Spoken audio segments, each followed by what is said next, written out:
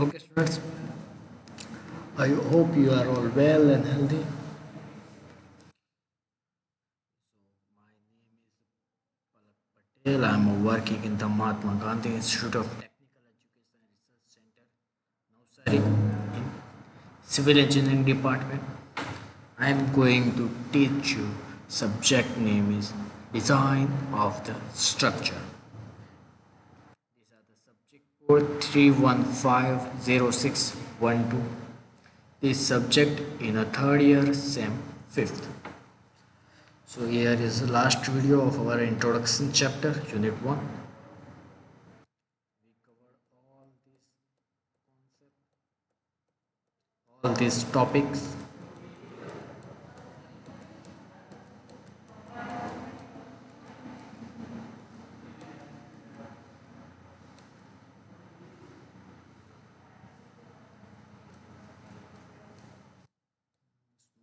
Load combination, important standard code, completed all the method of analysis we list out last time. Okay. So here we are going to continue from here. Strain and stress curve. First of all, strain and stress curve for the concrete. So here is a graph here is a curve here you can see. It's a stress versus strain curve for concrete. You can see here is a curve, it's looking straight from some portion and then after it become curve which called is parabolic curve. It's FCK. Then after you can read out all the things. There are some difference between strength of concrete obtained from the cube test, the strength of concrete in actual structure. This R graph is actual graph. First parabolic curve is actual graph, and the second one, this graph will be obtained by a test, by practical, but it's little bit less than 0.67 FCK. So why is the strength of concrete in actual structure is less than that obtained from cube test? Strength of concrete in actual structure is less than that from cube test. The quality control maintenance in the cube filling, curing of cube in the laboratory is not maintained while concreting in the actual structure.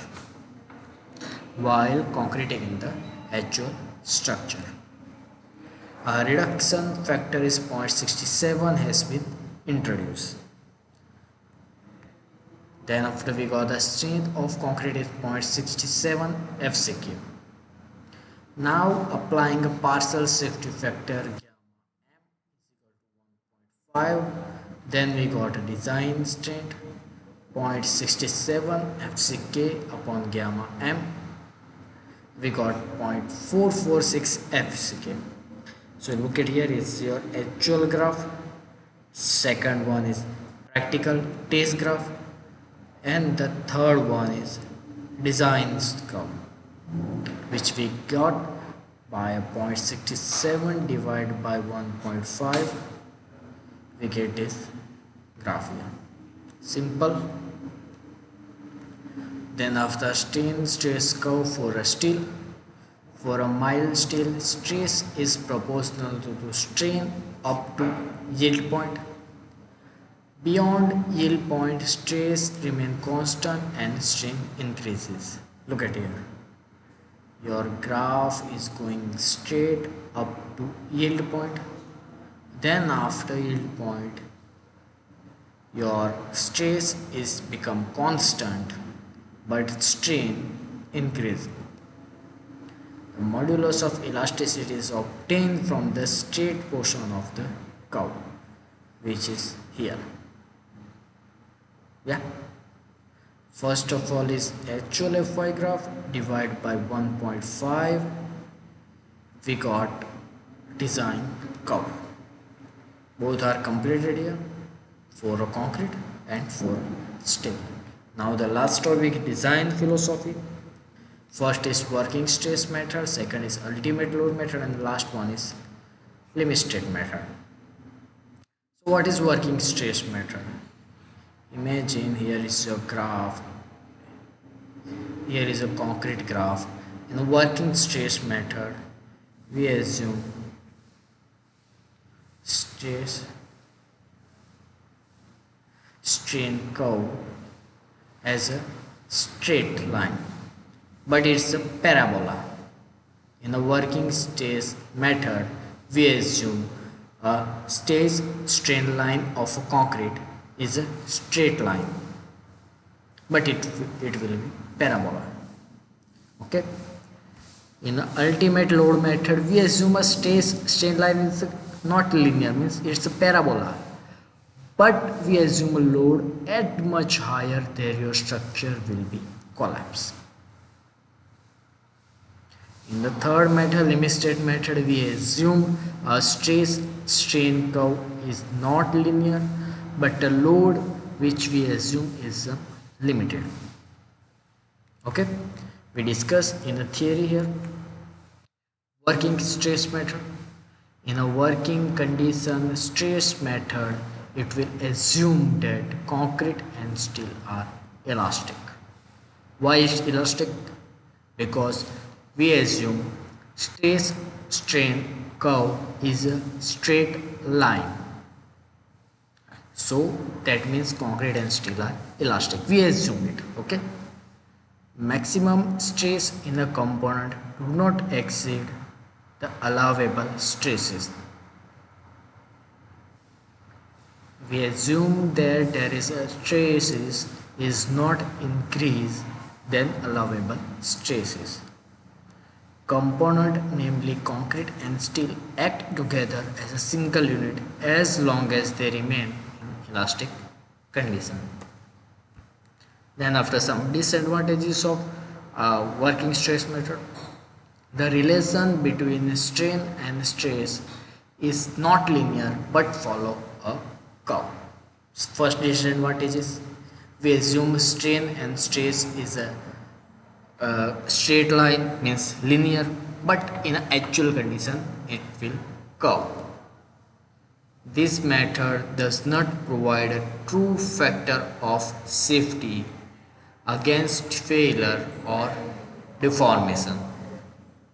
Against failure or deformation. After one more, the method ignore the effect of creep and shrinkage. Additional load carrying capacity in the plastic region is not taken into account. Means we don't calculate additional load while we are designing a structure by working stress method. Okay, it's simple and reasonably reliable method. This method is so simple, so you can design very easily. Working stress method is logically not applicable to concrete structure. Working stress method is not logically applicable on concrete stress structure. Then second one is ultimate load theory.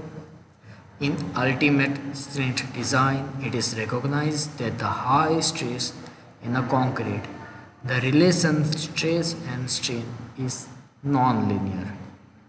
What do you mean by non-linear?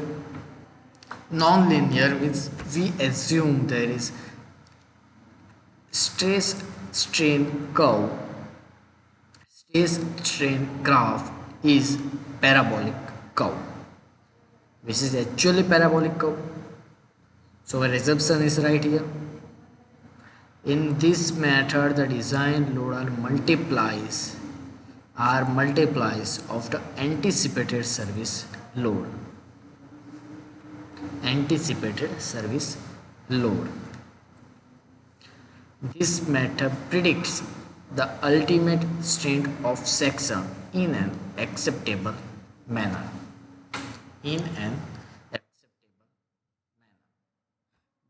Means in this method we can predict that that this structure will be carry this type of load. Okay, the stress block parameter are defined by the two actual strain stress curve. Stress block parameters. Calculate a failure load matches with the experimental result.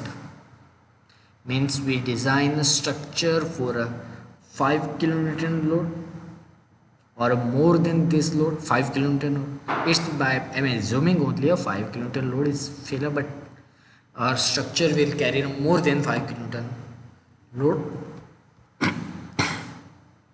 But if I design a structure and I'm assume there is my structure will carry only a 10 kilonewton load, 10 kilonewton load, and while you are experiment structure,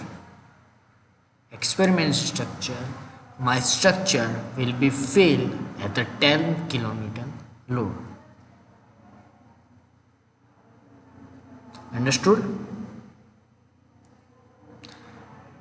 Then look at here, what is factor load? Factor load is equal to working load into load factor. So what is load factor is 2. Load factor is 2, which are assumed. Totally neglect the serviceability criteria of deflection and cracking. Total neglects the serviceability criteria of deflection and cracking. The effect of deflection due to creep and shrinkage is neglected. Disadvantages: the use of high strain deform bar effect increase the diffraction and crack width.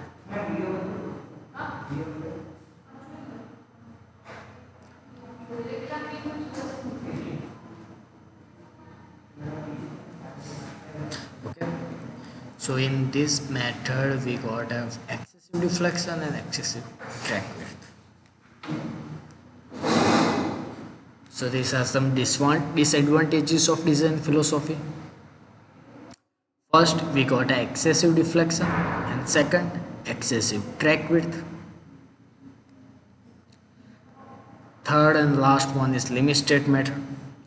So in the limit state method, we follow working stress method to ensure satisfactory performance at working load, but does not give true margin of safety.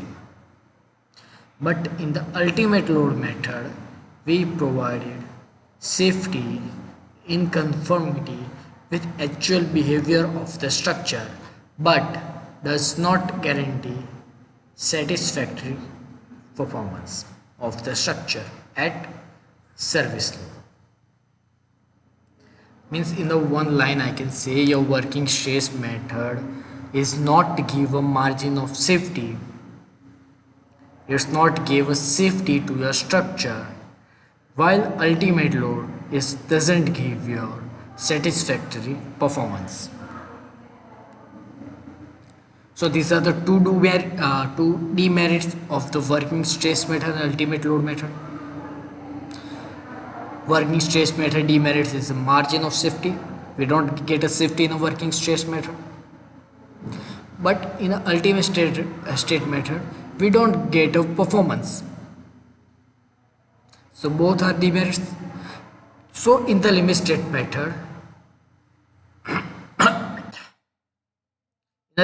method, we ensure safety at ultimate load and serviceability at working load.